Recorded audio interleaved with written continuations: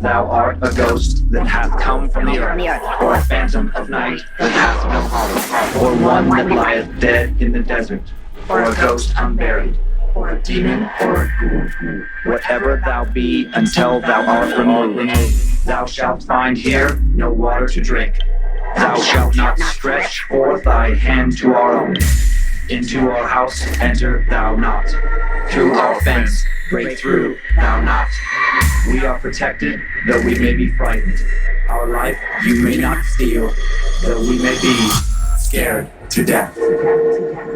Welcome to Scared to Death, Creeps, Peepers, Roberts, and Annabelles. I'm Dan. Hello, Dan. I'm Lynze. Hello. Hello. And Lynze Lou has two quick announcements, and then we're into the stories. Okay, great. Well, my first announcement is just a quick reminder that when you hear this episode, which is probably on the 24th of April, today is your last day to submit your application for the Cummins Family Scholarship.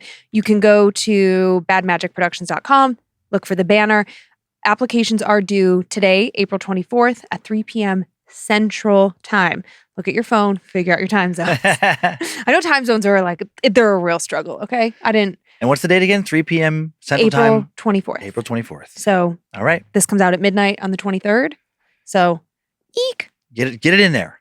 Let's go. And then our charity announcement this month. On April 23rd, day that this comes out, we celebrate World Book Day. And Dan, love books. Yeah, as lovers of knowledge and escapism, books are some of our most favorite things to spend our time and money on. And in honor of World Book Day, this month's donation will be going to First Book, a nonprofit working to inspire young minds through books. They believe that books are a critical resource for kids, but they can be scarce for those that are in disadvantaged neighborhoods and communities. And in fact, First Book discovered book deserts in which low-income communities often have just one book per 830 kids. Wow. Which is an astonishing number. It was very upsetting for me. Even growing up without a lot, books were in abundance around me. So anyways, if books are something that matter to you in any way, shape, or form, you can learn more by visiting firstbook.org, and we are sending them $12,950. Thank you, Roberts and Annabelles, for your financial support and allowing us to be able to do these kinds of donations. It's so fun. Thank you. And now, how much horror, Lynze? That's what the creeps and peepers really want to know. How much horror? How many horror stories do I have? I have two. My first story is a more traditional haunted house, a family-owned home and multiple sightings, and a very interesting detail at the end that I was like, oh, you little stinker. And then my second story, I don't know if we have ever had a fan-submitted exorcism. I could not think of one. That doesn't mean it doesn't exist many years once in. Before, yeah. Yeah. So a very interesting story that will take us to Canada. It's wild. Cool. And interesting. Yes, nailed it. I'm really pumped for that story. It's a nice, long, juicy tale. Okay. You'll never guess how many supposedly true horror stories I have. Hold on. 2. Oh my God, you did guess it. I'm psychic. That's crazy. My first story is much more likely to be familiar with true crime fans than with paranormal horror fans. It's the story of the disappearance of the Grimes sisters. Nope. A massive manhunt was carried out in Chicago in late December of 1956 when two sisters, 15-year-old Barbara and 12-year-old Patricia, went out to see a movie and never came home. Oh, damn. What makes this story suitable to be told here are a bunch of witnesses seeing these girls after they vanished in places they just could not be. And I won't give away more than that because if I do, I'll ruin it.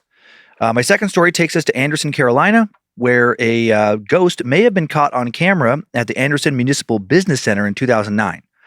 I'll share details of what was supposedly seen and heard, plus an anonymous encounter story, and I have some interesting video that I'll show you. Okay. Which I thought was super cool. Yeah, rare that we have video. Yeah, very rare. And very rare to me that I'm like, oh, that is hard to explain. And can I just ask one question before you dive into your tales? You said Anderson, Carolina? North Carolina? Oh, Anderson. Carolina? Oh, I'm sorry. Oh my gosh, South Carolina. Okay. I didn't put the... I mean, it doesn't matter, but I was just curious because I was like, wait a second. Did I miss something? Once you feel securely socked, all cozied up and protected, I'll get started. Okay, I'm still not lifting my foot up for the sock. I start PT in 2 weeks, so hopefully then. I have a little, who said cousin it? I have a little It chapter 2. Yeah, The Lost Boys.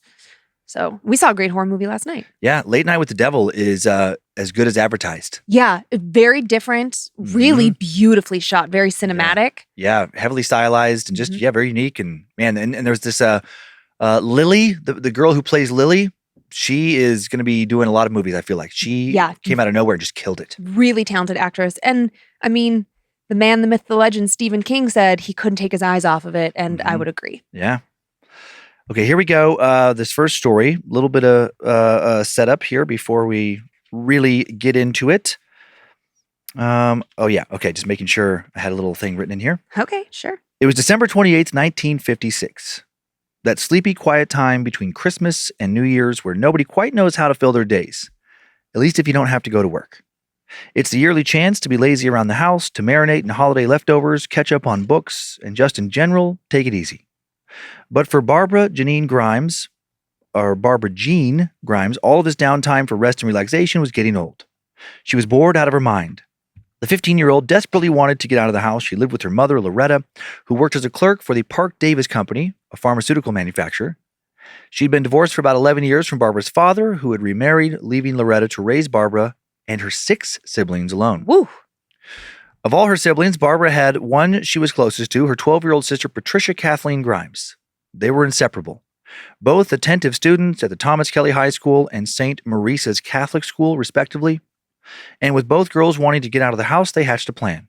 They decided to go to the Brighton Theater on Archer Avenue for a showing of the newly released Elvis Presley movie, Love Me Tender. Mm-hmm. Despite being newly released, both girls had already seen the movie 11 times. Oh my gosh. They were Elvis fanatics, and they thought that seeing him on the big screen again would be the perfect thing to spice up an otherwise dull night. They were already thinking about how they would write about the experience to the Elvis Presley fan club that they just joined. So cute. So at about 7:30 p.m. on the night of December 28th, 1956, the girls left their home with $2.50 between them, plenty back then to get 2 tickets and add a couple of concessions if they wanted them. Hot damn, take me back. Barbara kept 50 cents of the money in a zippered pouch in her wallet in case they also wanted to see the second screening of Love Me Tender that night. They promised their mother, Loretta, that they'd be home before midnight. It was just a mile and a half to the theater. They'd either walked or taken the bus there hundreds of times. They'd made it to the theater on time. This was confirmed by a school friend of Patricia's named Dorothy Weinert, who would later say that she'd been seated directly behind the girls with her own sister. Dorothy would leave at the intermission at 9:30 p.m., and as she left, she saw the Grimes sisters lining up to get some popcorn. They decided to go to that second movie after all. Loretta, back at home, could have predicted that her daughters would have seen the second show. They were Elvis fanatics, but that meant they still should have been home no later than 11:45. But they weren't. They were still out there, trying to come home. The only question is, while they were out there trying to come home, were they alive or already dead? Time now for the tale of the ghosts of missing girls. When they weren't home by midnight, Loretta was worried. She'd sent their older sister, 17-year-old Teresa, and 14-year-old brother Joey to go wait for the girls at the bus stop closest to their house. There they did wait. They waited, and they waited, and they waited. A bus soon pulled up and unloaded its passengers, but no girls. Then a second bus pulled up, unloaded its passengers, and still no girls. By the time the third bus came, they didn't expect the girls to be on it. And they were right. Loretta, meanwhile, was busy calling all the girls' friends in a desperate bid to see if they decided to have an impromptu sleepover. When nothing turned up, she filed a missing persons report, which the Chicago Police Department entered into their files at 2:15 a.m., December 29th. In the end, the disappearance of the Grimes sisters would become one of the largest missing persons cases in the history of Cook County, Illinois. A citywide search for the girls was quickly initiated, to which hundreds of police officers were subsequently assigned full-time. Cook County officers were assisted by colleagues from surrounding suburbs, and a task force devoted solely to locating the sisters was formed, with the ground search initiated on December 29th, bolstered by hundreds if not thousands of local volunteers. And to their relief, they started to get reports of sightings. Reports poured in that the girls had been seen after leaving the movie theater. They had been glimpsed on the street from a bus window, seen in different parts of the city by different people at different times. Numerous people stated to investigators that they had seen the girls boarding a Chicago Transit Authority bus on Archer Avenue, heading east into the city after the screening. Those who reported this sighting to police included the bus driver. The sisters allegedly got off the bus at Western Avenue, approximately halfway between the theater and their home, at roughly 11:05 p.m. Their mother found this strange. Why would they leave the screening with nearly a half hour to go when they were such big Elvis fans? A young man named Roger Menard informed investigators he had also attended the December 28th screening of Love Me Tender, having sat behind Barbara and Patricia Grimes and very close to their friend Dorothy Weinert as well. According to Menard, he had left the theater approximately 1 minute before the sisters, who he soon noticed were walking down Archer Avenue a short distance behind him, and that a, quote, late model green Buick had stopped alongside them. The girls looked at the car and hesitated before continuing walking. Just past 42nd Street, with the sisters by this stage walking ahead of him, a black 1949 Mercury, occupied by two teenage boys, pulled alongside the girls, who we now saw simply giggle before continuing walking in the direction of their home. Then two other teenage boys, Ed Lorden and Earl Zastro, informed investigators that while they had been driving through McKinley Park at approximately 11:30 p.m. on December 28th, they had seen the sisters on 35th Street. Reportedly, the two had been giggling and jumping out of doorways at each other near Seeley and Damon Avenues, with one youth exclaiming to the other that they were those two Grimes sisters as they passed. At this point, the girls, if these boys were telling the truth, would have only been approximately 2 blocks from their home, even though the bus driver for CTA said that he had driven them nearly into the city by this time. Then a security guard named Jack Franklin later informed investigators he had offered directions to 2 girls on the morning of December 29th, approximately 12 hours after they had left the theater. What was going on? That same day, a friend of the girls would report seeing Barbara and Patricia at approximately 2:30 p.m., walking westward on Archer Avenue. And a classmate of Patricia's named Catherine Borak was adamant she had seen Patricia walking past a restaurant. Borak had been inside in the early evening of December 29th. At this point, Barbara, a good rule-following girl, would have been gone for a full day. According to Borak, Patricia had been in the company of 2 unidentified young girls.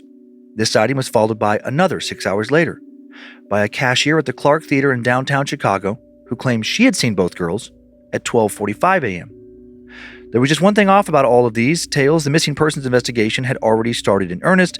If the girls were walking around the city, how come the police didn't so much as glimpse them? Also, these reports, though from different places, people, and times, all mention the same thing. The 2 girls did not look happy to be out on their own. They looked sad, almost haunted, and they were always outside looking in, as though waiting to be invited inside. The police didn't know what to make of these reports. Maybe these people were just experiencing a bad case of wishful thinking. False reports in these situations are sadly far from uncommon. Perhaps these witnesses were confusing other girls for the Grimes sisters. Or perhaps they were still out there, and there was hope of finding them alive. Police doubled down on their efforts, going door to door with canvassing, posting flyers, coordinating with parishioners of the sisters' church, offering a $1,000 reward for any information leading to their whereabouts. They questioned over 300,000 people, with over 2,000 people subjected to serious interrogations. 2 would confess to kidnapping the girls, but both quickly recanted, saying the police had coerced them. Police coercion, sadly, all too common back then. Everyone was desperate to find these girls. Police hoped that they were either runaways or staying with boyfriends, both things people who knew them said were highly unlikely. They also feared the worst and ended up dredging multiple canals and rivers in search of remains. Still, there was nothing. Well, almost nothing. Sighting reports did keep trickling in, one after the other, day by day. The sisters were seen outside businesses, outside homes, always with the same haunted look on their faces, as though pleading for someone to help them. On January 1st, 1957, the girls were reported as having been seen aboard a Chicago Transit Authority bus on Damon Avenue. On January 3rd, 3 different employees at the Inglewood Kredge department store all claimed to have both seen the girls listening to music at the store's record counter. Each employee, questioned individually, stated that the 2 sisters had been listening to music by Elvis Presley. The following week, a night clerk at the Unity Hotel on West 61st Street refused 2 girls a room because of their age. The clerk believed these girls had been the Grimes sisters. As the weeks passed, an idea that the girls would have run off seemed less and less likely. The police even advocated the theory that they had run off for one very special person, Elvis Presley himself. He'd played a show in Nashville a few days after the girls had gone missing. and the Graceland estate would even make its own statement weeks after the girls disappeared. If you are good Presley fans, you'll go home and ease your mother's worries. Elvis Presley himself got on the radio and personally pleaded for the girls to return home. Adding credence to the theory that both sisters had run away to Nashville, on January 17th, a woman named Pearl Neville contacted investigators to state that she had met both girls in a Nashville restroom on January 9th, and that she had accompanied them to a state employment agency to search for work. According to Neville, both girls had been in what she described as a tired, bedraggled condition. A clerk at this agency would later identify the sisters from photographs, also recalling that the girls used the surname Grimes in the application forms that they had filled out. But why, if they were in Nashville, were they still being reported as being witnessed in Chicago?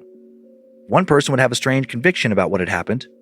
On January 15th, a 53-year-old steam fitter, someone who installs and maintains industrial pipes, named Walter Kranz, reported to a Chicago Police Department switchboard operator that he'd had a psychic vision that both girls had already been murdered, and that their bodies would be found in an unincorporated area of Lyons Township. Franz refused to disclose his name to the operator in this phone call, simply stating that he'd experienced this revelation in a dream before terminating the call. Nevertheless, the operator was able to trace the call to a location close to his home. Investigators hoped that this was just some attention-seeking crackpot, but on January 22nd, they would learn that was maybe not the case. Following a rapid thaw of recent snowfall, a construction worker named Leonard Prescott spotted what he later described as being these flesh-colored things behind a guardrail as he drove along a rural county road named German Church Road, approximately 200 east of County Line Road in Willow Springs. The road was within a mile of the location described by Walter Krantz in his call. Glimpsing the figures from the road, Leonard Prescott thought initially they were mannequins, and he and his wife, Marie, pulled over. Who would dump mannequins out here in the wilderness? As they got closer, Marie whimpered and then actually fainted. They were the nude, frozen bodies of the Grimes sisters. The Prescotts immediately reported their findings to the Willow Springs Police Department, who found that the girls' bodies lay upon a flat, horizontal section of snow-covered ground directly behind the guardrail, which extended for just 10 feet before the incline of the embankment of Devil's Creek. Barbara lay on her left side with her legs drawn slightly up towards her torso. Patricia lay on her back with her body covering her sister's head and her own head turned sharply to the right. It was clear that both had been driven there in a car, had their bodies dragged or lifted out of the vehicle and thrown over the guardrail. 3 wounds resembling those typically inflicted by ice picks were discovered upon Barbara's chest, and injuries resembling blunt force trauma were visible upon her face and head, while numerous bruises were discovered upon Patricia's face and body. There were no obvious fatal wounds, though. In the end, their deaths were recorded as homicides, and that they had died due to a combination of shock and exposure. Their bodies were strangely clean, and none of their clothing was found near the scene. Barbara seemed to have engaged in sexual intercourse before her death, unclear if it was consensual or not. But the most perplexing find was yet to come. Forensic pathologists found that due to the contents of the girls' stomachs, they had most likely died within 5 hours of the time they had last been seen alive at the Brighton Theater. So how had so many people seen them wandering around Chicago? Not just a few sightings, but dozens. In the end, the chief investigator of the Cook County Coroner's Office, Harry Gloss, strongly believed an official suspect in the case named Edward Bedwell had committed the sisters' murders. Edward was a 21-year-old semi-literate drifter who had been a dishwasher in a Chicago Skid Row restaurant, and he bore a very strong resemblance to Elvis Presley. Bedwell would even confess, saying he had hung out with the Grimes sisters until January 7th, drinking in various West Madison Street Skid Row saloons before he and a companion fed them hot dogs, beat them to death, and discarded them in a ditch. Upon reading Bedwell's confession, the girl's mother, Loretta Grimes, was quoted as saying, "It's a lie. My girls wouldn't be on West Madison Street. They didn't even know where it was." And the coroner's report found that neither girl had hot dogs in their stomachs. Indeed, they had popcorn from the movie theater, meaning they had not lived long past the time they left the movie theater. Bedwell had also clocked into work around the most likely time of the girl's abduction, working overnight on December 28th in a suburb of Chicago called Cicero. And yet, Harry Gloss insisted.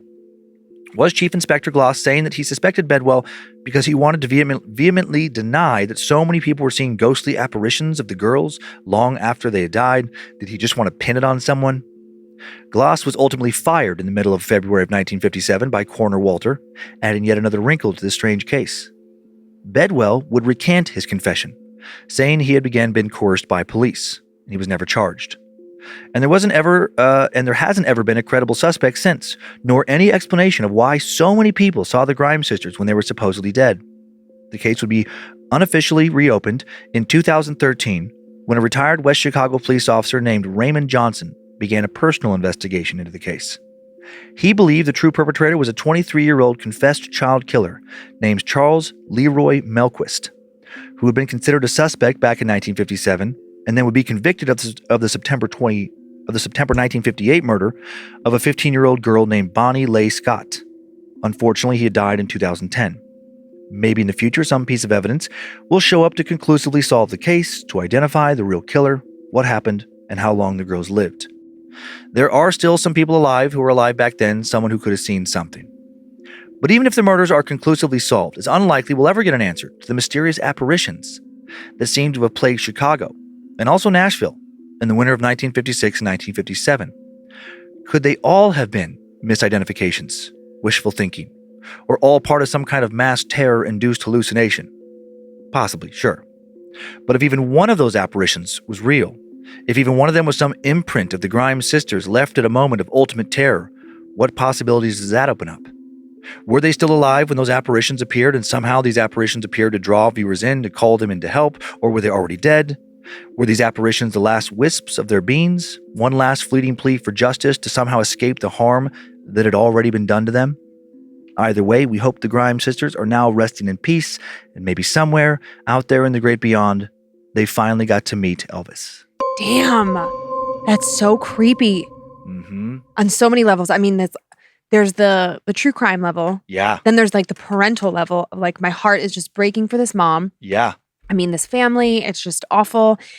But what I couldn't like get past was like, okay, our kids go to a movie. I mean, like now it's 2024 and we have Find My, but like, listen, like killers and rapists and murderers and kidnappers, they're aware of technology. So like, okay, they toss our kids' phone aside. The last known moment is here and we can't find them. And then people start telling us that they're seeing our children. I would go insane because I would stop everything I was doing and go to that place and interview everyone and be hounding the police there. And now they're over here and now they're over there. I mean, I cannot imagine the anguish of constantly feeling like you were just one step behind where they were.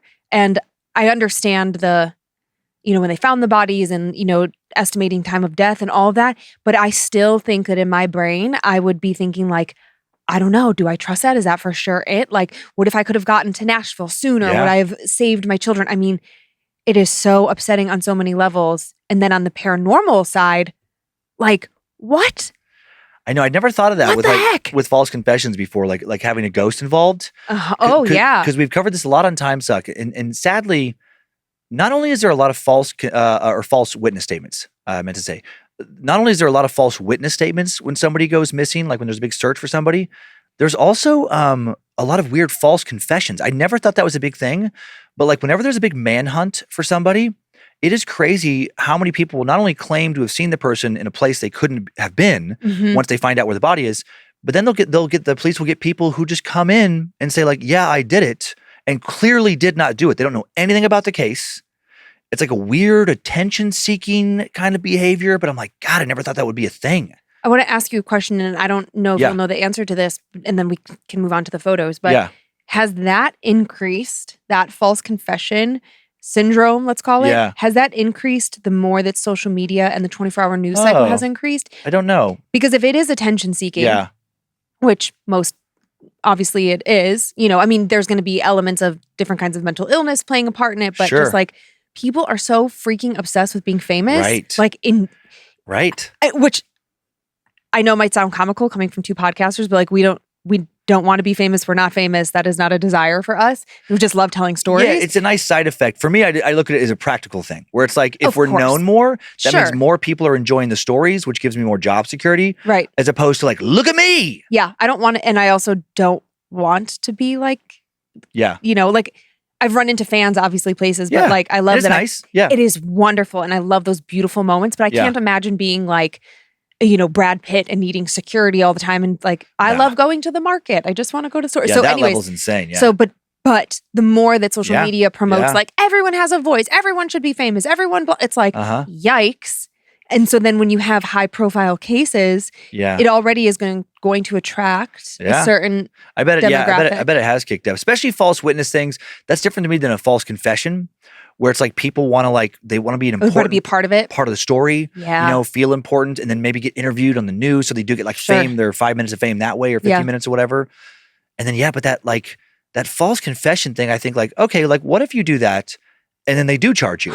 And it's is the fame worth it? Where you're sitting in a prison cell and you're like, man, I'm in the paper. You have a little stack of newspapers in your cell. Be like, check this out, guys. But then also, page two. Pretty cool, huh? Once you're locked up, you're like, shit. And now you can't get out of it because they're like, well, you confessed.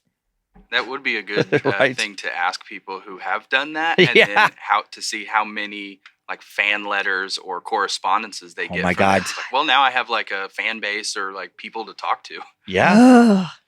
Yeah. I mean, there are some weirdos who seem to thrive in prison, on the notoriety. Yeah, they have people write to them. They have a certain level of clout in prison where they're they did the nastiest crime or whatever. We've come across a lot of those dirtbags. Sure. I only have one picture. This is just the last picture taken of the girls before they went missing, used to put on flyers. That's Barbara to the right and younger sister Patricia to the left. Oh my God. They just look so wholesome and sweet and happy. Yep. Clearly at some dinner, some wedding or something.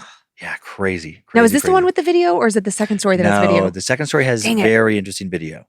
As you were talking, I decided in my mind that you had video. So I was like, oh my God, are we going to see CCTV of these girls in places? Too far back in the 50s. Yeah. Listen, I was excited. Okay. Yeah. I mean, that's just so crazy. I also made a note, because you said something about people were seeing them in places and it seemed like they were trying to get in places, but being waited to be invited in. You used a very specific phrase. And I was like, did they become black-eyed children? I mean, horrible. They're dead. But because we don't know how black-eyed children come to be. I don't know their origins. So I was like, holy shit. No, more probably longing or I don't know. Just I know, but I wanted a reason. Yeah. I wanted to make them black-eyed children. Are you ready to leave this sad tale for something less tragic? Yeah, that one was heavy. I'll briefly go over the claim of the entity caught on camera and then jump into an encounter claim.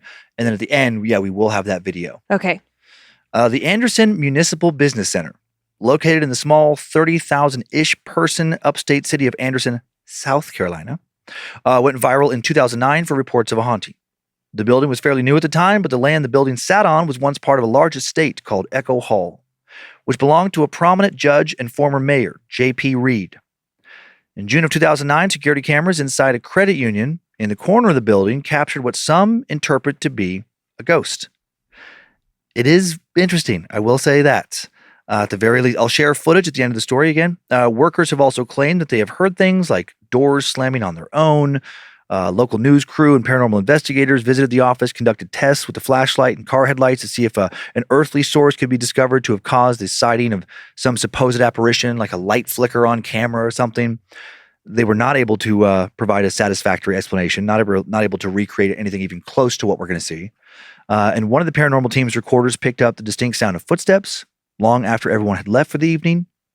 In addition to this, there have been a few reports from staff of a shadowy human figure materializing and then disappearing throughout the office. No, thank you.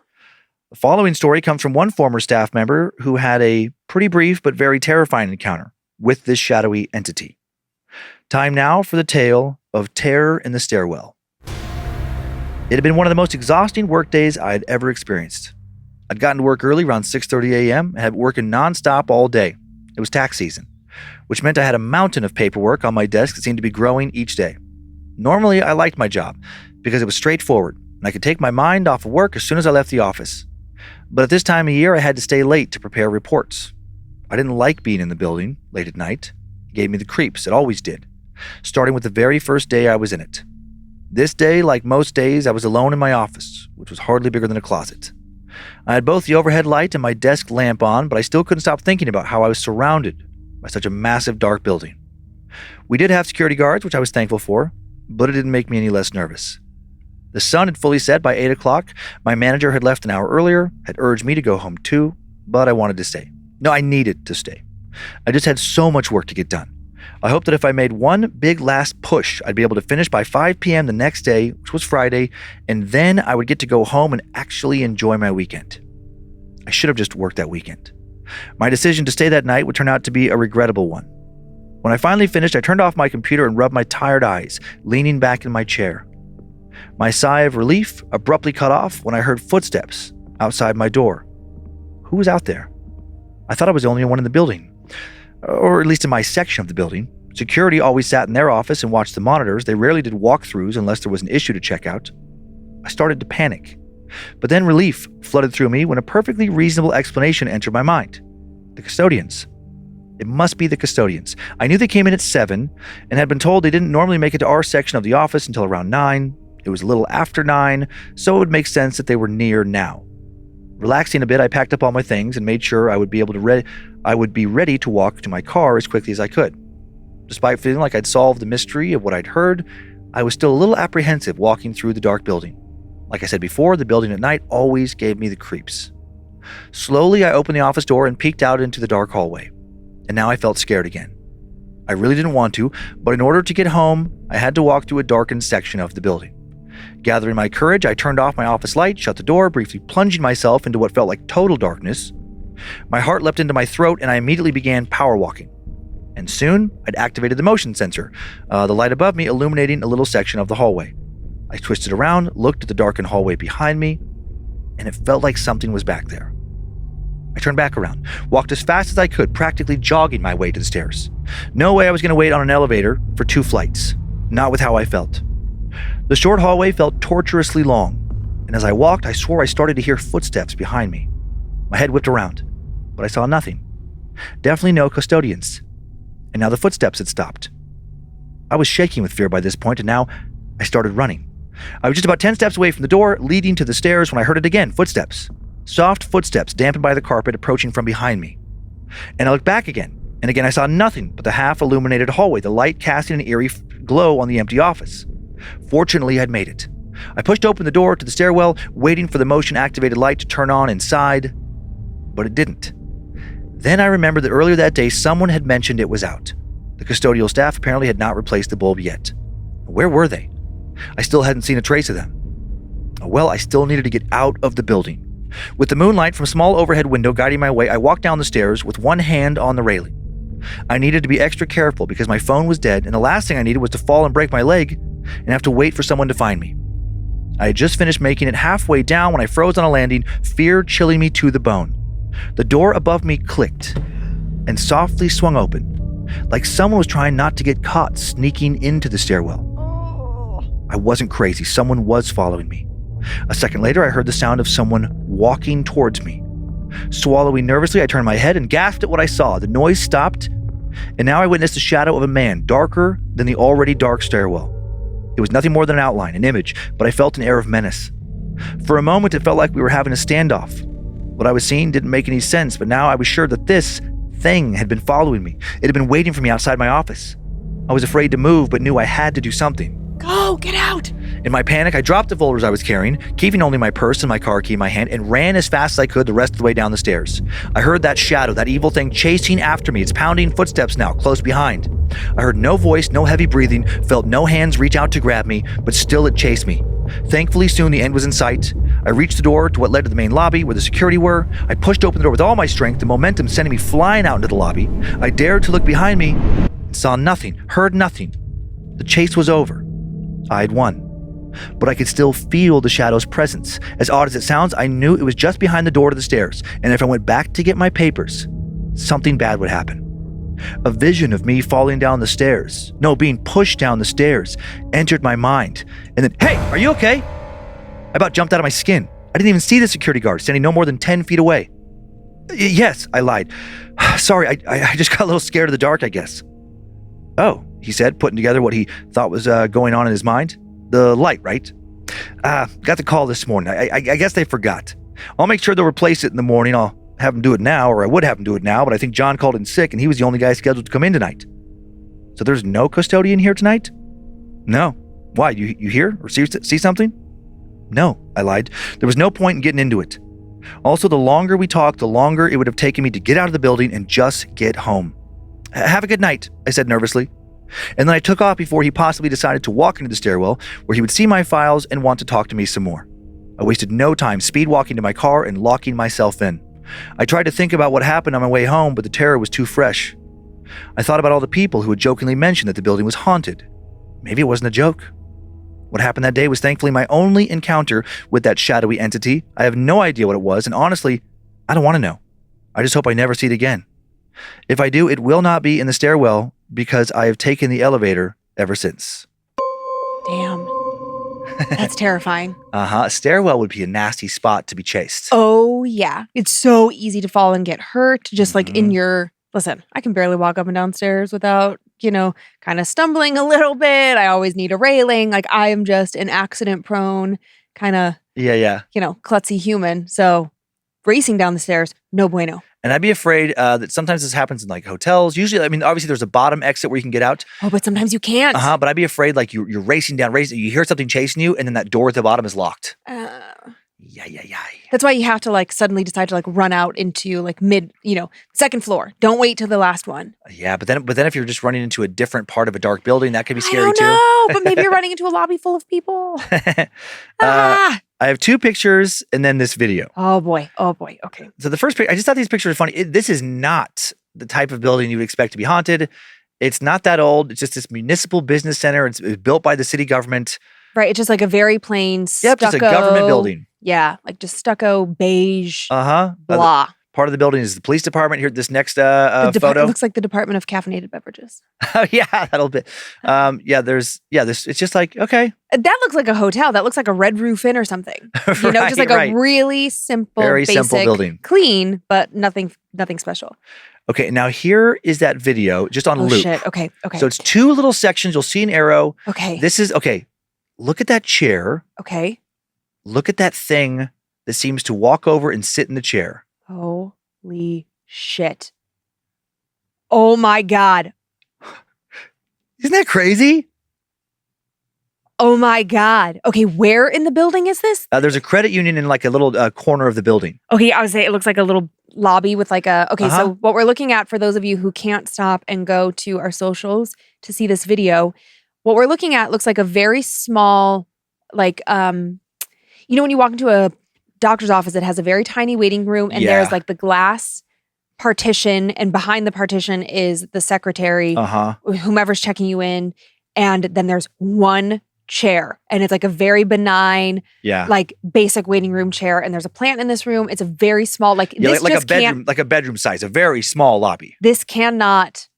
You cannot misconstrue this. There is not a window to the outside. There is a window next to the door that is that sort of like frosted glass so that you can see into a hallway. But there's just no way. This is like someone is coming out from behind the secretary's area and walking to go sit in this chair, except you don't see a person. You just see an apparition. Oh my Jesus. Some people have tried to say that maybe there was a bug on the security That's a lens. giant ass bug. And it's like weird that it'd be translucent and happen to move straight across right into the chair. A bug I feel like would be more erratic. Yeah. Think about the way a fly flops around. Oh my. I don't know. Sweet baby J. Oh, yeah. I don't like that. It was just, included because, most of the time when I come across stories that have like, hey, and there was a picture taken, there was this video. Yeah, usually it's like, Yeah, it's like really grainy, or the video is so bad. I'm like, I don't know. That doesn't look like anything. That's not worth even showing. Right. But this one, I was like, maybe. Yeah, usually they're very mid, as our daughter would say. Yeah. But this is not. This is not Woof. mid. Yeah. That is so creepy. That is so creepy. Mm-hmm. At the end of that story, I absolutely terrified myself because there's this camera that points at me, and I got distracted. So I was like, what is going on?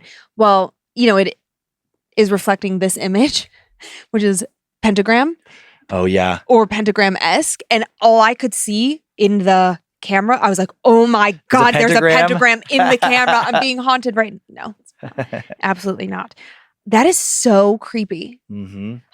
And what a tough choice, elevator or stairs? Because if you're waiting for the elevator, you are a sitting duck. If it really is somebody coming for you. Uh-huh. And then elevator doors notoriously close very slowly. So now you could be waiting for the elevator, get in the elevator, and still be stuck with a person or an entity. Yeah. I understand the choice of the staircase because it's sort of like being in bumper to bumper traffic, where it's like, even if you get off and take side roads and there's also traffic, at least you're moving. Yeah. But when you're in that like standstill position, it makes you feel so trapped and crazy. Yeah. So it's like, okay, well, I'm going to take the stairwell in an attempt to just get out of here. Yep. You could also be trapped in the stairwell with something, but at least you're moving. Uh-huh. Oh, Aye. Ichiwawa. Ichiwawa. That was, oh no. I do not like that. I wonder what happened when she went back to work the next day. I don't know. Yeah, probably. Well, I guess if it was light out, probably she was fine. But did you talk to other people? Have they had that same experience? Like I would be trying to corroborate what happened to me. Yeah, I mean, it said like in the beginning that there's been multiple reports of different like staff saying that they've seen some dark shadowy entity in the same building. There was a whole like this local news station in Anderson. Yeah. They did a whole like, I don't know, I want to say like 6 to 8 minute video. Yeah. Where they sent in some reporters talking to like some of the staff, paranormal investigator. They set up a bunch of stuff, and I love it. yeah, I love they invested in it. They did a whole little expose on this municipal building, and their kind of angle that they thought was funny was like, this just is not the kind of place that ever comes up in like a movie, a haunted. Right. Like anyone's vision in their mind of like, ooh, that's a haunted house is not going to match that place. Yeah. It's not old. It's not like Victorian. It's not like there's not a bunch of weird shadowy places. It's just a very bland building. Yeah. Very benign. Uh-huh. Do you have a Layla over there? Oh no. I had grabbed, I grabbed one. What did you to do bring with her? in here. That's and, okay. You could I had a red one, but then I lost her. you could squeeze me. Okay. Oh, you know what? Behind you is Crochetla. Boom. Boom. There's always Laylas on hand. Fear not. Fear not. I do love that one. That might be my most favorite, Layla. It's just so dang cute. It is. So cute. Okay, well, as I mentioned before, my first story is a somewhat traditional haunted house. Okay. Hey, Dan and Lynze. My name's Jeffrey, and do I have a story for you? My story begins with my parents getting divorced and my father moving in with my stepmother, Jen. We got along pretty well from the beginning and bonded over our love for all things left field and odd. One of those things was the supernatural. As a result, we regularly discussed the haunting of her Aunt Myrna's properties that she experienced growing up. And just by the way, like Aunt Myrna, that is like the perfect owner of a haunted home. Myrna owned 2 homes, the yellow house that they lived in and the white house that served as a home for Myrna's grown children, but that she refused to enter that home alone. On a beautiful sunny day in Canton, Mississippi, Jen and I visited her aunt, who was not hesitant to sit us down and serve us lunch. Following our meal, Myrna and Jen chatted while I explored the home and gazed at the antique decor. I turned to take the first step on the carpeted stairs when I suddenly felt a freezing blast of air pass through me, followed by the fragrant scent of rose-smelling perfume. A skeptic by nature, I immediately checked if there was a logical explanation as to what I had just experienced. In a split second, I noticed that all of the windows and doors were closed, and since both properties were built pre-Civil War and had been updated very little since, AC was only available in 2 rooms. My eyes were drawn to the landing where an older woman in a white nightgown stared at me warmly with kind eyes. As soon as I fixed my gaze on her, she was gone. Feeling terrified would make logical sense, yet I have never felt more at peace and loved in all my days. Walking back into the living room with a smile on my face, Aunt Myrna, without missing a beat, looked at me and said, "Lucy must like you." I asked her how she knew. "Well, Lucy prefers little boys over girls. That's why your sister and cousin were scared of her." And sure enough, I asked my stepsister and cousin about someone named Lucy at our aunt's home, and they both said that they saw an older woman dressed for bed that appeared, grimaced at them, and then vanished on 2 different dates years apart. On a random day just this last January, and years after the encounter with Lucy, we visited the White House to collect some of Aunt Myrna's belongings after she had passed away. Her son, Glenn, let my family, my boyfriend, and I through the front door, and everyone passed through just fine, except for me. The moment I passed the threshold, my entire body sunk as I became dizzy and promptly fainted. I was out for some time, but when I awoke with a wet cloth on my forehead, my family had told me it was probably just the heat, which made it only more odd. Canton had faced a cold winter that year, yet the interior temperature of the house was as though the setting were in a sauna, despite the thermostat being set at 60 degrees. I removed layers of winter coats and sweaters just as my family did, and we got to work. I helped my family for hours with nothing strange happening but the unbearable heat persisting. This was around until Glenn had called me upstairs to help with some items he'd found. I made my way up the steps and entered Glenn's bedroom, where the heat was so unbearable it became difficult to breathe. He handed me some things and we headed downstairs with the items. But as we were making our way down, we were simultaneously stopped, dead in our tracks, by what we saw. On the floral wallpaper was a face of a humanoid creature that seemed to be mid-scream. Nowhere else in the home can this pattern be found in the rather boring green wallpaper. We called my dad, Jen, and then boyfriend to verify that we were not crazy. They told us they too could see it, and my dad even snapped a picture of it.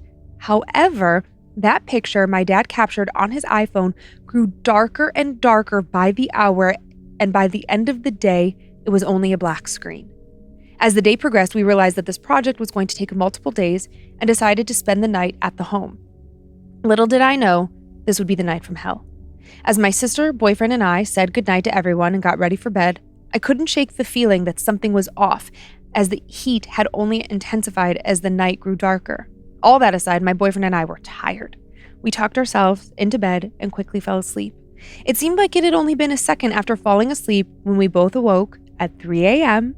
to find both of our bedside lamps on and the faucet in the ensuite bath gushing water. I got up to turn the water off, and as my boyfriend turned his lamp off, he looked at me strangely. I made my way back to bed. As his eyes met mine, the bed began to vibrate. This vibration turned into a rattle, and the rattle turned into a violent shake that could be felt throughout the entire room. My boyfriend was yelling, "Jeffrey, what the fuck is going on?" It was as though he was being pushed down into the bed as it shook completely off the floor. Being the naive teenager I was, I sprinted to my sister's room for help. I opened the door, but walked no further when I saw that their beds are also shaking violently. Both of my teenage sisters were crying and unable to take their eyes off the ceiling. I met where their eyes were fixed, yet saw nothing but the antique chandelier that had always been there. And just like that, the shaking stopped.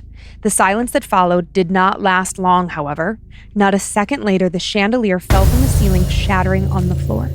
I ran from their room back to where I had been sleeping. It was on the run that I felt a painful and blunt sensation in the back of my head, as though someone had hit me.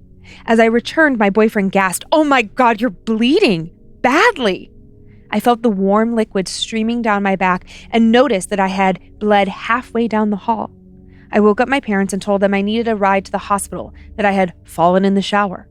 I was driven to the nearest ER, promptly stitched up, and kept for observation. I could not have been happier to be out of that house. We agreed not to tell our parents the truth, as they would never have believed us. We did tell Glenn for fear of his safety, but he just shrugged it off and said we were making it up. A few weeks went by when we saw Glenn at our family's New Year's party. It was there that he told us he had a confession to make.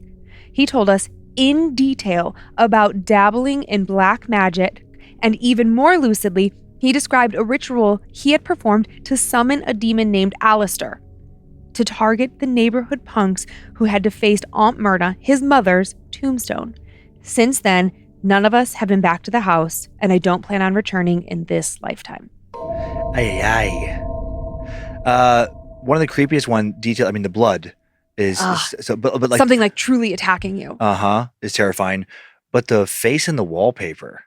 I know. Oh, that apparently goes away because they took a picture of it and then the picture got blacker, darker. But it's like, yes. I'm guessing, even though it wasn't explicitly stated, that it faded from the wall too. Otherwise, they would have maybe tried to take more pictures of it from different cameras. That's what I took away as well. But man, I just think about I'm just thinking about our house and like some wallpaper and you're looking at this pattern and then obviously the pattern repeats, the nature of wallpaper, right? And then all of a sudden there's this one spot where you're like, wait a minute, what's that? And you can't find it anywhere, and it looks like a face. What do you say? They say frozen in mid scream. Yes.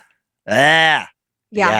I was thinking about there's this incredible bookstore in Post Falls that we love called Cuban and Company. And the downstairs restroom has this wallpaper that looks like a cornfield, if I'm remembering correctly. But then in the corn stalks are faces or like maybe even skulls. It's creepy. And there's snakes. Yeah, it's like creepy if you stare at it long enough. And that's what I was envisioning. Like, oh my God, you're just staring at this repetitive pattern when something appears. I don't know what I would do. God, I wonder if that's been done in a horror movie because that gives me the chills thinking about it. But you're just looking at like this wallpaper, and then all of a sudden, like you're just seeing a little creature, like showing up and moving around in the wallpaper. Do you remember those? I know you didn't grow up going to the mall like regularly, right? Just like as like a teenager in the city, that was what we would do. Like on a Friday night, we would just go to the mall, right? Yeah. And for a long time in the Parmatown Mall. There were these kiosks and they sold those pieces of art, and it was like you let your eyes unfocus and you're supposed to see a pattern. It looked like pointillism or something. You would just stare at it for long enough and then something would appear. Do you see the ship? Yeah. And if sometimes I could and sometimes I couldn't. I know, I hated those. I was always the friend who never could see anything. Oh, poor baby. Yeah. But imagine this horror movie. You're in the mall Friday night with your friends, like a throwback film in the 90s. Oh yeah. And you're staring at it and they can all see it.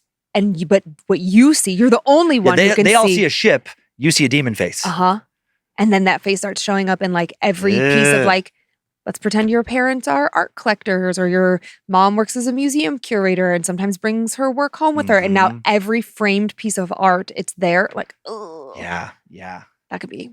There's some nightmare fuel for you. Oh, but yeah, so creepy. And then like at that end, that confirmation of like, Glenn, you mofo. Doing your black magic. Come on. Yeah, that demonology stuff. Yep. Yeah. And also just like telling the kids that like, oh, you made that up, knowing full well they did not. Right. You little shit. Good. That was a good story. Yeah, I really like that one. A different kind of haunted house. I just love Aunt Myrna. Like if I have an Aunt Myrna, she definitely lives in a haunted house. I just can't get past that. Okay, now my next story is an exorcism tale, and it is lengthy, so settle in. It is well written, intense in moments, and like just kind of crazy. A Cuban exorcism in Canada. Greetings to the king and queen of the creeptastic and peeperific. I've been on the fence about sharing the story, but a recent episode you shared encouraged me to do so. Hold on to your fucking hats. My brother-in-law, sister-in-law, and their 2 kids lived in a house for about a year before I arrived on the scene. My first time in their house, my spooky spidey sense creepy crawled up my spine, and I thought, well, there is something in this house. But it didn't feel horrible. Some examples of this weirdness quickly. My husband and sister-in-law were talking in the dining room, next to the dining room table when suddenly one of the chairs moved out quickly. My husband, thinking it was his niece or nephew, pulled up the tablecloth, looked underneath, saying, "Who's there?" There was no one there, and at that exact moment, all of the kids and I came running into the room. Another time, my nephew was sitting at the kitchen table eating breakfast and said to my sister-in-law while looking down the hallway towards their bedrooms, "Who's that man?" To which she replied, "Who's who?" And my nephew replied chillingly, "The man that just walked from your bedroom into mine." They happened to be the only 2 people that were home at the time. This was unnerving, but it was what was happening to my 3-year-old niece that really upset everyone. She would point to a dark corner in her room and say, "There's the X-ray man." Now, can we all just take a pause and think about children's alphabet books? The letter X is often depicted as a person behind an X-ray, showing their bones. So basically, a skeleton. At first, everyone just laughed it off. But as she got older and moved into a big kid's bed, she would wake up in the middle of the night screaming bloody murder. Either her mom or dad would have to sleep with her in her bed. Each parent felt that even though she had fallen back to sleep, they should not leave her, as they also felt something in the room. Now, my husband has a business associate who has worked around the world, including Cuba. And there he met the love of his life, an African-Cuban woman who worked for the Cuban government. They secretly married because she worked for the Cuban government. She was not allowed to marry a foreigner, and began a life that was split between Cuba and Canada. She practiced a religion known as Yoruba, which is a spiritual practice that originated in Nigeria. This practice was brought over to Cuba by African slaves during the 1800s. It is similar to the more commonly known Santeria, but has many differences. During one of their stays in Canada, a Cuban associate accompanied them who was also a Yoruba priest. This was Carlos's first time out of Cuba, and he was enjoying Canada. He was a kind-hearted, unassuming man that puts one at ease the moment you meet him. However, Carlos spoke very little English, so our business associate and his wife translated for him. Eventually, we found out what Carlos did in Cuba and asked about his many experiences. Carlos was not only an Olarisha, a Yoruba priest, but was also a medium and a world-renowned healer. He had many people seeking him out to cleanse their spirits, deal with their ghosts, and so on. When my brother-in-law told him about some of the odd stuff that was happening at their house, Carlos invited himself over for brunch the next Sunday. Sunday arrived and everyone feasted on the usual brunch fare. It seemed like a normal brunch, with Carlos describing his life in Cuba and how much he was enjoying being in Canada, although he was always cold. After brunch, the kids went downstairs and the adults began to talk. Carlos told my brother-in-law and sister-in-law that there were indeed spirits in the house and that the worst of them was someone called the Horseman. He said that the spirit was not fixed to their house, but rather to the area. Carlos believed that, while alive, the man rode a horse and was not kind to young girls, and that my niece was his target and they needed to protect her. He also said that the horseman was trying to cause problems in their marriage by making one of them get up in the middle of the night to sleep with their daughter, thereby leaving the marital bed. On a side note, 5 out of 8 couples that lived in their cul-de-sac had either been divorced or were in the process of getting one. Carlos implied that the horseman had caused these divorces. He said he could get rid of the horseman if they wanted him to, and of course they agreed, because their baby girl was being threatened. He gave them a list of things he would need to obtain for the ceremony, which would take place over 3 days, beginning on Tuesday. The first ceremony would occur around noon, the second in the afternoon, and the third in the evening. Some of the objects required for the ceremony were a stuffed toy horse, gunpowder, white plates, a large piece of wood, a bouquet of flowers, cooked rice, sugar, black, white, and red materials, coconuts, incense, salt and pepper, white candles, an empty bottle of wine, rum, a large stick, a ribbon, and a live chicken. On Tuesday, I went to their house. Carlos arrived with his translators and quietly began to make preparations. He took a special chalk he had brought with him from Cuba and began writing symbols on the piece of wood. He put cooked rice, salt, and pepper in 4 bowls and put the bowls throughout the corners of the house. He instructed us to light incense, go outside, and stick 1 piece of incense in each of the outer corners of the house.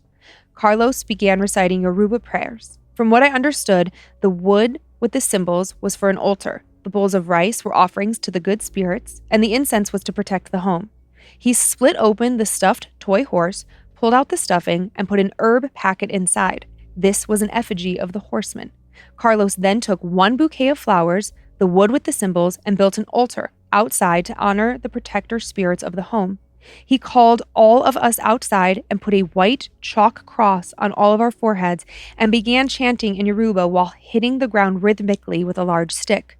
At this point, Carlos realized that he had forgotten something sweet and a bowl of rice as an offering to the protector spirits, so I went inside to grab this from the kitchen. I grabbed the items and began walking outside, passing the hallway that led to the bedrooms. At the end of the hall, out of the corner of my eye, I saw something standing with his arms crossed his chest and had a feeling emanating out of him of pure anger. I realized I had just seen the horseman, and he was angry. I returned outside and did not say anything. I did not want to interrupt Carlos. I gave him the bowl of rice and the sweets, and he began chanting again, sometimes slow and quietly, sometimes fast and loudly. I'll never forget the sounds of Carlos's chants. He then took a painter's bucket of water and the other bouquet of flowers, breaking the flowers off and putting them into the bucket while chanting. He said that we needed to wash ourselves in the water prior to the next day's ceremony. We? I asked, as I thought I was only going to be involved in this first day's rites. Yes, you must come and witness. Watch their faces. So I took a Tupperware container with blessed water and went home. The next day, Carlos arrived with our business associate's wife and another Cuban girl.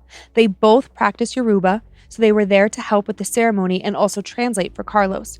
However, neither of them had a very firm grasp on the English language, so their translations were not always complete. This led to a little confusion about what was actually happening. From what I gathered, this day's ceremony involved cleaning my sister-in-law and brother-in-law's chi. Carlos believed that the horseman had attached himself to both of them and was draining their energy. He needed to first clear their chis before he could clear the house. We had been instructed to wear white, and we also had to cover our freshly washed heads in holy water with a white handkerchief. Carlos began the day's ceremony by writing some special symbols in chalk on the kitchen floor. He drew a large circle and then a small circle just outside of the large one. He placed a candle in the small one and asked my sister-in-law to step into the large one. He told her, "Relax, close your eyes, take some deep breaths," and then began walking around her and chanting in Yoruba. After a couple of circles, he took the candle out of the small circle and then put it in the large circle on the ground between her legs. He then began walking around doing more chanting. After a while, he grabbed one of the brand new white plates, and I must stress that he had not touched the plate prior to this, and picked up the candle. He held the candle under the plate and again began walking around her while moving the candle in a circle underneath the plate. He did this for a while when suddenly he yelled and put down the candle and showed us the plate. What I saw on that plate made the hair on my arm stand straight up. The plate was now black, stained with the smoke from the candle, but it wasn't just a smoky mess. The stain looked like the face of a man with a beard. It was distinct and obvious to anyone looking at it. He took the plate, went outside, threw it into one of the stone patios, shattering it, thereby releasing the spirit that was attached to my sister-in-law's chi. He came back, took some broken coconut shells, and began asking the gods a series of questions. Through this process, Carlos discerned that the spirit he had caught on the plate was not the horseman, but the protector of the horseman. The Cubans explained that this occasionally happened when an exceptionally strong spirit would try and trick the priest into thinking it had gotten the big bad. Consequently, Carlos had to perform the rite all over again. He walked around my sister-in-law with the plate and the candle, chanting again. This time, Carlos was louder and angrier, and when he showed us the plate, the smoke had made the shape of a horseshoe with a face inside. Again, Carlos threw it onto the patio and shattered the plate. He came back in and performed the coconut shell divination, and this time he was informed that he did indeed cleanse the horseman from my sister-in-law. Then it was my brother-in-law's turn. Carlos began the rite. At first, it was very similar to my sister-in-law's, but then Carlos stopped and backed up. He began to stand, frowning with his arms across his chest. Then he began motioning like he was using a bow and arrow, and then he put his hands over his head, mimicking a headdress. Carlos explained that my brother-in-law had a guardian spirit that was a warrior, a Native American warrior. While our attention was directed towards Carlos, my brother-in-law was in my periphery, and for an instant, I swear his face changed. It became longer and more tanned. When I turned my head to look more directly at him, the face change was gone. Carlos continued on with the rite of the white plate and candle, and when he was done, Carlos showed us the plate. It was 3 faces of the horseman, one looking left, one looking right, one looking center. Both my sister-in-law and brother-in-law felt remarkably lighter after this rite, but also quite drained, so allowing them to rest, I offered to drive the Cubans back to their place. While in the car, Carlos asked me if I saw anything, and I said that I had seen my brother-in-law's face change. Carlos smiled and nodded knowingly and said, "I knew you would see something. That's why I said watch their faces. You saw the native guardian shining through." The Cubans told us that the last night's ritual would begin after dinner and that we should have some light snacks afterward. We took that to mean this would be a quick ceremony. The night began with Carlos preparing the chicken by tying up its wings and feet. Things at this point had already been crazy, and they only got crazier as the night went on. And I know you're asking, really? A live chicken? But we already had gone down this crazy rabbit hole, and honestly, after the things I'd already seen, I was worried not to complete the ritual. The Cubans began to clear the house, and they did this by moving through the house with Carlos, hitting the walls with the chicken, and with the women spitting rum out in the rooms, all while blessing the house in Yoruba chants. The cleansing began in the basement. The only room in the entire house that had to be cleared twice was my niece's room. When they were done clearing the house, they had to clear us. Everyone had come up to Carlos individually and stood there while Carlos hit us with the chicken and blessed us with a protective and cleansing Yoruba chant. After all of us were cleansed, Carlos opened up the front door, put the chicken on the front stoop, and sacrificed it. He then poured out the gunpowder, lit it on fire, making a clicking noise like calling a horse. This drew the horseman out of the house, and Carlos was able to trap the horseman's spirit in the empty wine bottle. He then gathered up everything and went on a walk to dispose of everything. When Carlos returned, he wanted to have a closing ceremony. He described it as a ritual where you could pray and close the rites that we had just performed. He also wanted to reunite my sister and brother-in-law spiritually, as one of the horsemen's objectives was to split up their marriage. Carlos filled some wine glasses with tap water, grabbed the Bible, and lit candles. The water in the glasses was really bubbly and remained that way throughout the ceremony. When I mentioned this to Carlos, he said it was evidence of the good spirits that were hanging around for the ceremony. He then began by reading excerpts from his Bible in Spanish and blessed their marriage. He had told them to hold hands, then place their hands on the Bible, close their eyes, open the Bible, and place their hands on a passage. Since their Bibles were in English, my brother-in-law took the passage and began to type it into a translator website so Carlos could understand it in Spanish. When he left the room, Carlos had my sister-in-law stand up and close her eyes. He hovered his hands by the side of her head and began moving his hands in a circle while chanting in Yoruba. She began swaying in accordance with Carlos's hands, even though her eyes were shut and Carlos was not touching her. As Carlos moved his hands in larger and larger circles and moving faster and faster, she kept up at an unnatural degree. I felt something evil leave the room. Carlos grabbed her by the shoulders and shook her furiously. I yelled for my brother-in-law, who came running and tackled Carlos to the ground. I grabbed my sister-in-law, who looked like she had just been woken from a trance. Carlos was being held on the ground by the Cubans and was yelling in a language none of us recognized. They were yelling for the spirit to leave Carlos, as he was clearly possessed by something evil. Eventually he calmed and the evil presence lifted. This was the first of 3 spirits that visited us that night. It had tried to possess my sister-in-law, but Carlos made the spirit enter him instead. Carlos got up off the ground and sat down in a chair and crossed his legs in a feminine manner. He then began talking in a radically different voice, one that was actually a female voice. She asked for a shot of rum, and we all looked to the Cubans, as Carlos does not drink, but they said give her some rum, and Carlos's wife's guardian spirit, Carlotta, had taken over his body to protect Carlos from the evil spirit that was hurting him. We gave her some rum, she shot it back, and she shot back another and another, and then she began doing some interesting things. She had us each stand up, and she blessed us. When she got to my brother-in-law, she hit him in the stomach and then began a motion of pulling something out of his stomach. 7 years prior to this experience, he had battled cancer that was located right where Carlotta was pulling. Carlotta said that he would not have to worry anymore about the cancer coming back. She then sat back down and finished the entire bottle of rum and asked for more. When we told her that there was no more rum, she said goodbye, and Carlos dropped his head. He began laughing in a much deeper tone than Carlos would talk in. We looked to the Cubans again for clarification. They said that this was Carlos's guardian spirit, Carl. Carl asked for more liquor and a cigar. We gave him some vodka and found a cigar atop the fridge. He drank the vodka and complained about it. Apparently, he also liked rum. He then pointed at me and beckoned me over. He grabbed my hands in one of his and then began swirling his cigar above my hands. I began to pull my hands away as I was worried about being burnt. He grabbed my hands harder and told me, "Don't be afraid." And then he put the lit end of the cigar in his mouth and began blowing the smoke out of his mouth over my hands. He said to me, "Don't be afraid anymore, my child. Your hands have now been blessed by God." I looked at him dumbfounded, as there is a condition that runs in my family where the tendons in your hand begin to shorten and eventually your hands become deformed. And I've always been afraid of this happening to me. He let go of my hands, finished the vodka and the cigar. When he asked for more liquor, we told him there was none, and he left and said goodbye. When Carlos came back to us, he stood up stone cold sober, even though Carlotta and Carl had polished off 2 26-ounce bottles of liquor. We told Carlos what had happened, but the zero recollection of anything happening to him except for the bad taste in his mouth from the cigar. And that's the end of the story. Their house was completely fine. My niece never had another nightmare ever again. My brother-in-law's cancer has never returned, and my hands are completely normal. Jay. Thanks, Jay. It's a wild ride. I know. What a very fascinating ritual. Just like, different cultures, different religions, exorcism rituals. Mm-hmm.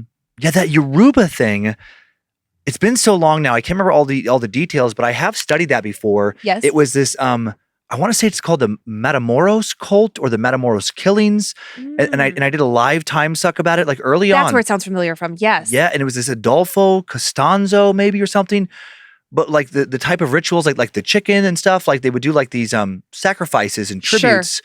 And there's these different deities that you can make your sacrifices to, like some more like I guess you'd say demonic, some more like angelic, I guess. Okay. And but those guys, God, last time I heard about this religion, they went like to the dark side, the darkest side of this Yoruba, and they were doing human sacrifices. It was like a narco cult. It was this crazy thing where there were these cocaine dealers, like this. You said narco. Yeah, narco, Okay. like kind of like a small cartel, dealing a lot of coke. And they thought that if they made these human sacrifices to some god in that religion, it would make them invulnerable, They couldn't be caught? Yeah, like what? Invincible. That's the word I was trying to say. Yeah. Yeah. To the point that like some of the guys in this cult, they had these standoffs with the police, and these guys just started walking towards the police, refusing to drop their weapons, kept shooting, and then the cops were just like, okay, and then just shot them dead. Right, of course. Because they thought they were bulletproof. Dang. Like they really like got deep in this, but they were doing all these rituals and these sacrifices and these incantations and stuff. And yeah, it's really, really fascinating. The thing about the rum, the 2 bottles. A bottle of rum and a bottle of vodka. That's insane. Bottle of rum, bottle of vodka. Same. One person, while possessed with different entities or spirits, drinks 2 bottles and then comes out sober.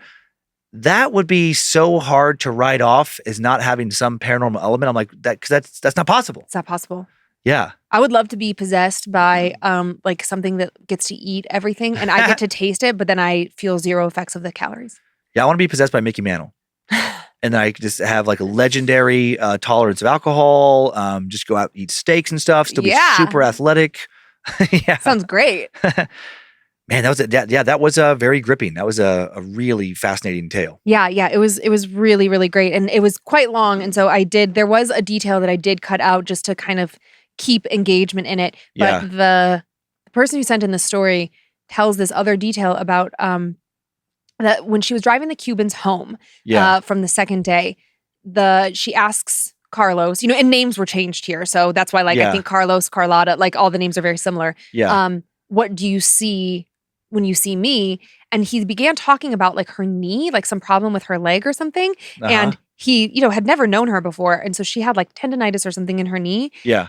And kind of like left it at that. And then later when they have another conversation, he talks about like a spirit that he sees or is attached to her or a guardian angel. And this connected spirit owns something in France, is a can dancer or something. Well, it turns out the woman who sent in this story was a dancer and stopped dancing because of this tendonitis, but has this like angel spirit that's like with her that, like just all these like little, they were peripheral details outside of the main story, but just additional pieces of, there is no way this person who lives in Cuba, has never been to Canada before, has never met the sender of the story before, can hone in on illness and, pain in the body and spirits connected. I mean, that's insane. Yeah.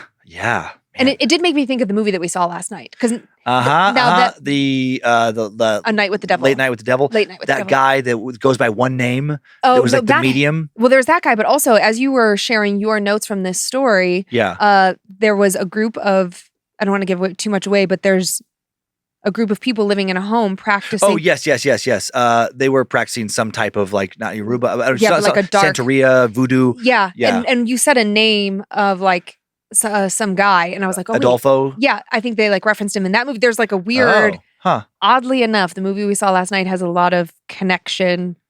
I saw a lot of connective tissue between that and this. I was like, weird. Yeah. But also, I'm going to try and get his name just because people are listening. It'll take me 1 second. Yeah. It's Adolfo something. And also the X-Ray Man would be a good name for a horror movie, possibly. Like the beginning of that story. I thought it could be like a not super scary, but like fun, animated, like horror piece. Yeah. Something a little spooky for kids who are not quite ready to go all the way. And it is Adolfo de Jesus Costanzo. Yes, back in the 80s, he had this narco cult. The godfather of Matamoros. They called him like the witch doctor and stuff too. But I don't think his like, it wasn't a traditional cult. It didn't have like a name. But he's the guy, Adolfo Costanzo. Yeah. Yeah, crazy story. Yeah. And like the sacrifices, there was, an element of sacrifices in the movie from last night. So just kind of interesting timing. Mm-hmm. Kismet, you might say. Yeah, that story came in. Just, I chose this weeks ago without knowing that we were going to see that movie. And it's like, oh my gosh. And strange. Right before the show, we'll have to talk about it some. I love that Kelsey Cook, a comic and friend of ours, recently had a paranormal, which he felt was a paranormal experience. Yeah. In a hotel room where sudden chills and stuff. While it's fresh in our mind, let's do the shout outs and then let's just revisit that. Just real quick. Yes, you guys can have your shout outs. And then if you would like to hear something. It's just really quick. Yeah, just a quick thing about something that happened to a friend of ours. You can stay. If not, you can go. Do you want to do Spoopy shout? Yeah, I'll do Annabelle's. Yeah. I'd like to thank the following Annabelles for supporting our show. Appreciate it greatly. Nikki Howell, Julie Gibson, Alberon D. Rico, Lean Mean Green Mini Peen, Jumaine, Amber Sowers, Pull Out Fail. Mm-hmm. Nice. Tyler Eckhart. We love Tyler. He's been a fan of both shows for a long time. Was at camp last year. Mm-hmm. Yeah. He's a good one. Yeah, he's a good one. Maddie Zorbrist and James Doxtader. Doxtader. Doxtader. Yeah, I've never seen a name quite like that. Dr. Tater Totter? Dr. Tater Tot. James Dr. Tater Tot. That sounds right. That sounds correct. Is your name Tater Tot? Dr. Tater Tot? Okay. Thank you. Okay, I would like to thank the following Annabelles for their support on Patreon and allowing us to take your money and make great donations with it. We appreciate it so much. Darren Duty, Kesha Prouty, Kirby Rosenblum, Emily Chambers, Donna, Sydney Adkins, Bo Hoffman, Jen DeVrenny, Zachary Evans, and Maggie Simpson. Maggie Simpson. Okay, are your baby Simpson? I know. Are your parents huge fans? Is it just coincidence? Yeah. Is that your real name? I have questions. And then I have a few spoopy shout outs. Okay. To Samara and Amethyst from your mom, Elizabeth. Happy birthday to one of you and happy belated birthday to the other. Love you both. To Amber from Amber. Happy 31st birthday to me. To Jennifer from Jennifer, aka Jabberjaw. Happy 50th birthday. To Ida from Cassandra. Thank you for being my constant travel buddy and scary story companion. I'm sad to see you move away, but I know you'll make new friends and have great adventures wherever life takes you. You're an amazing person and friend. To Jer from Jer, happy 36th birthday, don't be a Darren. To Jennifer from Jennifer, happy birthday. You are in charge of your life and how this next year goes. You can do it, B. Go B. Go B. And then before we wrap up, so if you want to exit, peace out, have a great week, love you, see you next week. But if you want to hear a little something, stick around. So you were talking to her. So Kelsey, no, I didn't even talk to her. I just thought, okay, so our friend Kelsey. Okay, so we have these friends. They're both comics, and they're a couple, Chad Daniels and Kelsey Cook. Yeah, and they have a podcast together. Yeah, Pretend Problems. Yeah, and it's lovely, very cute, very cute. And also, I'm I'm just looking at my own relationship. So if you're looking for something light, great show. And so their clips show up in my feed because we're friends and I follow them. And Kelsey, I catch it because it says I had my first paranormal experience. I'm scarred for life. And I was like, oh my God, what happened? So I'm going into it thinking nothing really happened. She's just being silly. Yeah. Turns out, so she was in Rosemont, which is a suburb of Chicago, and she was staying in a hotel near the airport. She does not disclose the name, but I'm sure with just a little Googling in this story, you can figure it out. She checks in. And at check-in, she's thinking is there a Korn concert close by? What is going on? Just based on the dress of the people in the lobbies. She's a little, but whatever. People travel for concerts. So she goes to her room, settles in for the night, and she's in bed, lights out, and the standard issue alarm clock from the hotel, just we've all seen it with the red sort of lights, it keeps getting brighter and fading out and brighter and fading out. And it's freaking her out because she's what the fuck is happening? That's so weird. And as she's watching this happen, she hears something fall in the room and she's oh, what the fuck? Yeah. And when she gets up to look, it's her, I don't remember if it was just her key card for her room because that is so small and wouldn't make a sound. It must have been that in conjunction with something else. But regardless of where she had set the key card and this other item, I guess, it was not near the edge. There was no reason it should be on the floor. Yeah. So she's what the fuck? And then as this is happening, her room gets ice cold, freezing. And she is shivering. So now she sits up in bed and is on her phone and puts in the name of the hotel plus haunted. Yeah. And sure as shit, there are all these reports of this hotel being haunted. And specifically that there was a young woman who died in the walk-in freezer of like the hotel restaurant. And of course, there's like foul play question, but that doesn't matter. It's like a young woman died in a freezer. So now Kelsey is a young woman. I mean, young adult, whatever. She's in her 30s. She's a grown-up. She's a beautiful woman traveling alone in a hotel room, and now it's freezing cold. And she's like, what the fuck? She's freaked out, gets up the next day, goes to check out, and in the lobby, if you go on Pretend Problems, you can see a picture of this.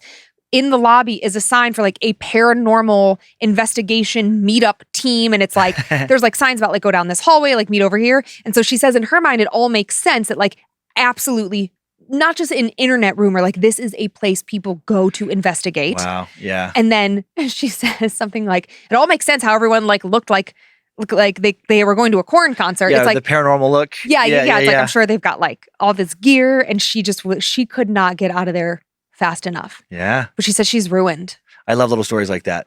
It just adds more credibility to me. And I got to get on the phone with her. Yeah. And be like, okay, I need the rest of the details. Yeah. Like what I was sharing this before the show and Logan pointed out, he's like, well, I wonder if like the light from the alarm clock, if it was just, he was like making jokes. He's like, I mean, yeah, people are just in the next room, like tuning up their charging their EVP recorder device and like just like that's pulling drawing power. Yeah. But like all those people there trying to conjure something up, it would make sense that like maybe any other night there, not a big deal, but with all these people trying to get in touch with this haunted entity or various entities. And I love that she had no idea what was going on. So it's not like she was heightened. No. It was just all that stuff going on around her. And she's not hoping for it. She's not seeking it out. Like, wasn't on her mind. That's not Kelsey's jam. Yeah. Oh, God. Also, Chad and Kelsey are on tour individually. Great Very comics, funny. great Funny. people. If you were at summer camp last year, you saw them both completely murder. And, you know, even though you're not touring, we're still like, you know, very much just a reminder to like get out there as you can afford it to support live music, live art, live comedy. Like they're, you know, it's an important thing. Yes, it is. And that is our show. That is the show. Thanks for continuing to send in your personal tales of terror to mystory@scaredtodeathpodcast.com. You can email us for everything else at info@scaredtodeathpodcast.com. That is correct. I got thrown by the at and then at again. Thanks to Logan Keith for editing, scoring today's show. Thanks to Heather Rylander, organizing the My Story emails. To book editor Drew Atana for polishing and preparing listener stories for book number 5. Thank you to Sophie Evans for finding the first story I told this week, and to Olivia Lee for finding the second. We are on YouTube if you would like to watch this show, and we're on Facebook and Instagram where we post pics that accompany episodes and more. Make sure you go. Podcast. Yeah, make sure you go and look at it this week because the video. Oh yeah, Logan, will you be able to post that video to the Scared to Death feed in the carousel? Yeah, sure.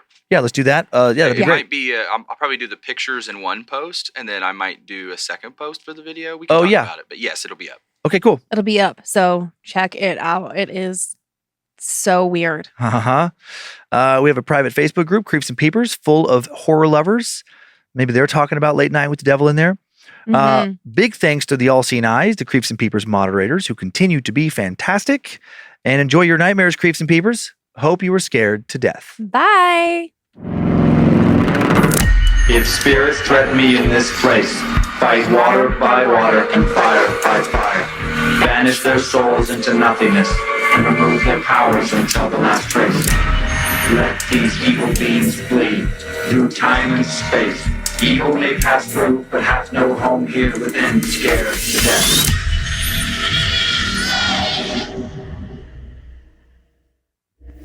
Mad Magic Productions. Glenn, you mofo, doing your black magic. Come on.